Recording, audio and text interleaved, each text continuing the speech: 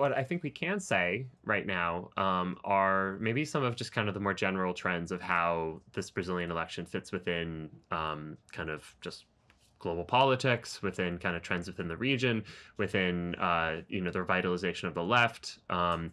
Obviously, Lula, if you don't know, was a former president of Brazil. He left office as with like ridiculously high approval ratings, 80 something percent approval ratings. Came out of the trade union movement, was just a working class guy, kind of rose the ranks within, and then was essential to the Brazilian Socialist Workers Party, the PT, and has kind of always been the figurehead, even when he wasn't the actual leader, either of the party or of the country, of kind of the workers movement in Brazil. And so this is kind of the return of Lula and of kind of his place as the head of the Workers' Party. And so I think there's some interesting questions that are worth going into with two main things. One, which has to do with class dealignment, of how working people, that's mostly what we're talking about. Class alignment is working and poor people, how they have changed their politics and their voting patterns, and for the most part have dropped out of politics over the last few decades. And then on the other hand, this question of left populism and kind of, which is a little bit of a strange word at this point. I think a lot of people have already kind of closed the casket on left populism and said that 10-year period kind of ended with COVID. But we've had this revitalization within Latin America over the last few years of, again, now it's the new pink tide. There's always, so it's kind of, there's an awkwardness. The pinker tide? Yeah, we're going to get it right this time, pink tide. But there is this kind of the pink tide coming back, or basically kind of leftists coming to office across the continent. And so I think that it's just full disclosure. I don't think we have the answers, unfortunately, but I think we have some sense of what's going on that or at least we can try to push in the direction where we will eventually find answers to these things, because I think you would agree these are some of the still the most important pressing questions at this general macro scale of what even is the left doing? How do we get out of this situation? Right. And it is interesting that class dealignment seems to be happening on a global level. We've, of course, talked on this show a lot about how it's happening in the US and in Europe. And in fact, on our last episode, we talked about how it's happening specifically in Sweden and to a certain extent in Italy. I think that there are definitely... Latin America is definitely a different context in a way. But again, you can see kind of some similarities and overlaps happening. I guess for the recent Brazil election, my thoughts off the bat. By the way, I do want to preview that we are going to have Sabrina Fernandez on next week, who is an actual expert and Brazilian, and will be able to talk about this in much greater detail than either of us. Yeah. But just some off the cuff remarks before we get the real person. The election was a little surprising to me because Lula was doing so much better in the polls, at least from, my sort of cursory understanding. And it seems like what happened isn't really that Lula underperformed, but rather Bolsonaro did way, way better than anybody thought he would. Right. And I think that kind of brings up an interesting thing about Lula's base and sort of campaign this time around, which, at least as I understand it, included, not just working class or, working people who responded to his sort of left populist message, but he also had a lot of establishment backing.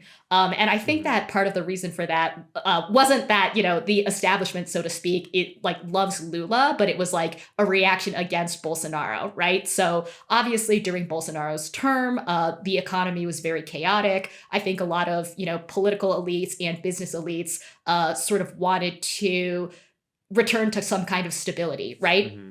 And everybody's sick, of course, of the Bolsonaro-Trump comparisons. But I think in this particular instance, it is kind of salient because a fair degree of the establishment also aligned against Trump in both 2016 and 2020. Mm-hmm. Now, that's not to say, of course, that Lula sold out in any way or that he shouldn't have accepted mainstream support where he found it. But I do think that it makes things a little more complicated when it comes to things like class class dealignment or trying to revive some kind of left populism because, part of what makes, I think, figures like Bolsonaro sort of quietly popular, like that seems to be what happened during this election, that, there was sort of like a silent or like hidden part of his base that ended up coming out for the election, but wasn't really visible in the polls and stuff. And you can see that happening in the US as well. It just makes it more complicated when the right-wing figure like actually is hated by the establishment and people in general are sick of the establishment. Right. Yeah, that's a good point. And I think just and part of like to piggyback off of what you're saying, I mean, I do think it's important to like understand who these figures are and what their coalitions are, that it's not just oh, that's the like person, Right. that's like the populist, that's the leftist, whatever.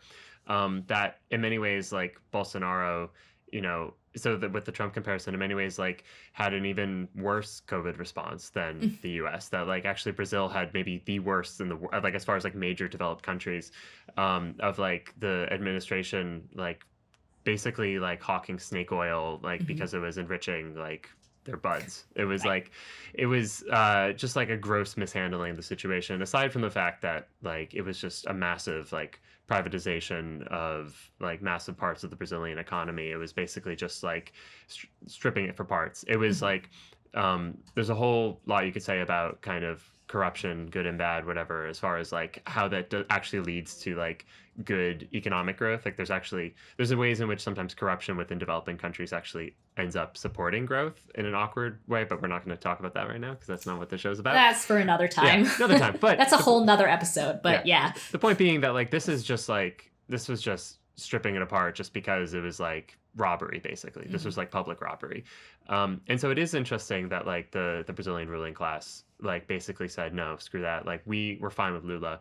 And part of that has to do with who Lula is, insofar as he was a politician who, wasn't like, he wasn't like some Lenin figure. He wasn't some, like Salvador Allende figure. Like he actually was he kind of towed this line that was like comfortable between, on the one hand, these massive cash transfer programs of uplifting a ton of poor people, eradicating a ton of poverty, at the same time basically saying, how can I help business grow? That it was this kind of like, it's more akin to maybe like a developmental model than like social democracy.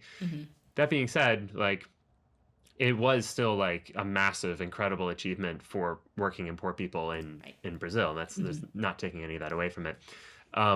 But as far as like, what that actually means for politics, I think there's this kind of awkwardness that we were seeing within the campaign.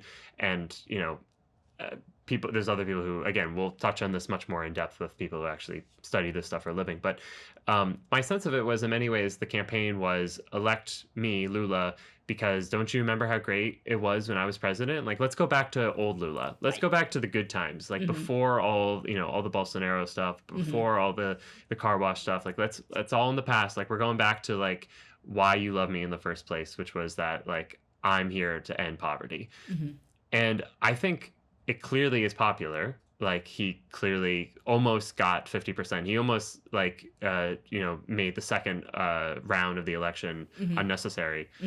At the same time, it does kind of call into question like, well, what actually is a left platform in a major developed country?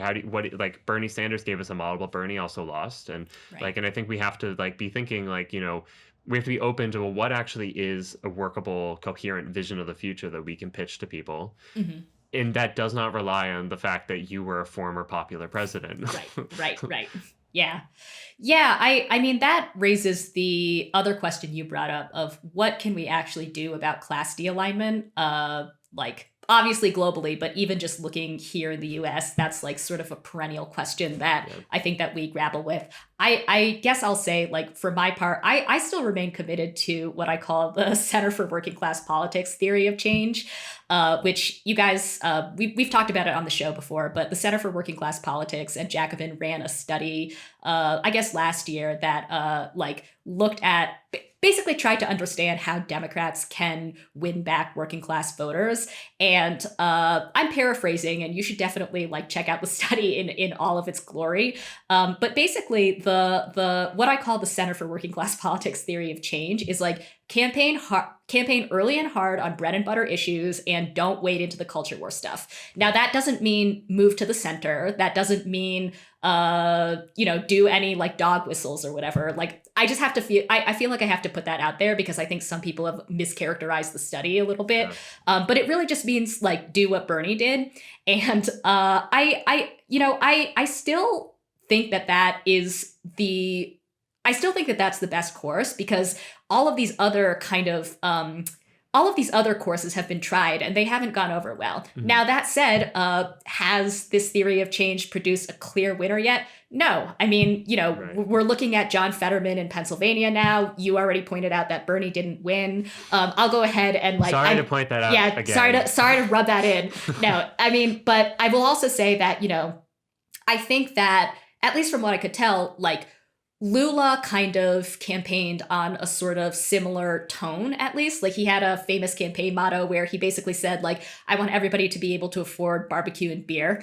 There's like a more elegant, like Portuguese term for it, but I'm just paraphrasing. Well, honestly, that's a great slogan. It is. Yeah. And so like, I guess what I'm saying is like, I don't think that we know for sure that it works yet. I still think that this is the way to go, but honestly, like, I'm curious what you think, because another possibility is that you can't put the genie back into the bottle at this point. Like, class de-alignment is so far gone that, like, I don't know. It sucks to think about that, but anyway, your thoughts. Well, because I think there's two things. One, I do think not all class de-alignments are the same. So, right, for instance, like the problem in the U.S., to be more specific. So I think it is a general phenomena that we've seen around the world of that working people kind of, or like working parties and socialist parties, left parties kind of losing working class support, and like institutions losing that support, and kind of working people becoming less political. I think in the U.S. it's like a total drop off. That's the more dominant phenomena. The secondary phenomena in the U.S. is moving to the right. Mm-hmm. That like a Trumpism like has picked up, not like tons and tons and tons of working people, but it has like succeeded in a way that like Romney and the the Bushes couldn't. Right. Whereas like I think in Brazil you have had a much more coherent, stronger right-wing vision that like that this like should be, if it's not already the headline, the fact that like Bolsonaro like majorly outperformed the polls and still is in a minority position, but that like there is like actually a coherent right-wing vision and platform that is kind of sucking people up. And maybe that some of that has to do with the institutions of Brazil, that it is like it's mandatory voting, or kind of. I think, I don't know. We'll check with Sabrina on that one. Yeah, we'll check. We're gonna check in. We'll get back to you. But I do think, coming back to the other point about like what politics actually deals with class de-alignment. I think the Center for Working Class Politics model is correct, but it's a minimal correct strategy insofar as like that's how you just even enter into the game. Right. That's how you're even viable politically as like an option. Yeah, exactly. Yeah. Whereas like Lula is in a different situation. Like this is like they actually have the party, they have the history, they have the platform, they have the candidate, and they're up in the general election. So they're like miles ahead of where the US left is. Right. And we're kind of looking into the future in a weird way, even though like this is like Terry Gilliam's Brazil now, but like where like now we're seeing, okay, well, what happened when all of these things were there and they pushed this kind of platform, and it might be enough or it might not be. It's like it's hard to say. And like and again, I think the bigger story is how well Bolsonaro kind of held on despite all of this. And hopefully, this doesn't end up in a horrible, tragic coup situation or something similar with Lula, and that the election goes fair and fine, and we'll see what happens. But I do think I think is what we should be trying to make sense of. Like, does the platform that he proposed work, and to what extent is any of it actually even replicable? If it really just is like, let's just go back to Lulaism, I don't know. Moral of the story. Well, I actually have. I mean, I have like one last question Yeah, for you, just to bring it back to the U.S. as always. as we But should. it as we should. But it seems like because I think that cross national comparisons are always useful, but Yeah. obviously, as you pointed out, like class de-alignment is going to look different in every country, basically. Hmm. So I think that the actual like strategic lessons that we're able to draw are probably a little more limited. Right. But in the U.S., like it does seem like there are a couple of kind of like economic populists who are running or have tried to run in the last several years to varying degrees of success. And I'm just wondering, like, do you think? I don't know. American politics is weird. Like, I Yeah. guess I guess the question is like, do you think that we are going to have enough examples or like enough case studies of the kind of like Center for Working Class Politics model in the U.S. like at the end of 5 years from now that we can like be able to assess whether it worked? I don't know. Yeah, I Because don't I mean know. that like I was saying before, like the only limitation or like the big limitation of kind of putting all of our eggs into that basket, so to speak, is like we actually don't have like we don't have enough instances of success because we just don't have enough instances of it being tried, at least not in the last 40 years. Yeah, I worry. I mean, so much of kind of the left populist wave in the U.S. has been tied to the Bernie campaigns, Yeah. and we don't know what 2024 holds for us. We don't know what the man is thinking, and we'll let him decide. But it does seem like, insofar as like after 2020 ended, it was kind of the end of that kind of the two campaigns feeling something much more coherent. The like the in between wasn't like it's over, Bernie's over. It was like, well, we're gearing up. This is like an ongoing process, and Sanders was campaigning around the country, and I do think, you know,